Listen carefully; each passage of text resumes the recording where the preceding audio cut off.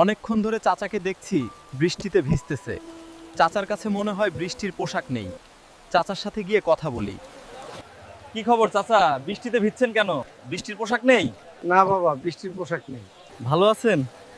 হ্যাঁ, ভালো আছি। কই ভালো আছেন? বৃষ্টির মধ্যে ভিজে ভিজে গাড়ি চালাচ্ছেন কেন? জ্বর ঠান্ডা লাগলে তো অসুস্থ হয়ে পড়বেন। বাবা, আমার কালকে 2000 টাকা কিস্তি দিতে হবে। আমার কাছে মাত্র 500 টাকা আছে, আরো 1500 টাকা দরকার। বাড়িতে মা অসুস্থ, তার ওষুধ লাগবে। সংসারে বাজার নেই, বাড়ির জন্য বাজার লাগবে। এত কিছুর মাঝে বৃষ্টিকে উপেক্ষা করে থেমে তো থাকতে পারি না বাবা। বৃষ্টির মধ্যে আর চালানো লাগবে না, বাড়িতে চলে যান।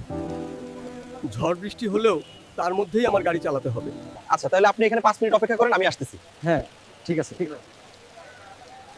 আমাকে একজন রিক্সা চালকের জন্য বৃষ্টিতে যেন না ভেজে বৃষ্টির পোশাক দেন। আপনাকে না ভেজার জন্য পোশাক দিলাম, 2000 টাকা দিলাম এবং বাজার করে দিলাম। এখন আপনি বাড়িতে চলে যান। বন্ধুরা, এই ছেলেটি আমাকে বাজার করে দিল এবং আমার কিস্তির 2000 টাকা দিল এবং আমি যেন না ভেজি তার জন্য বৃষ্টির পোশাকও কিনে দিল।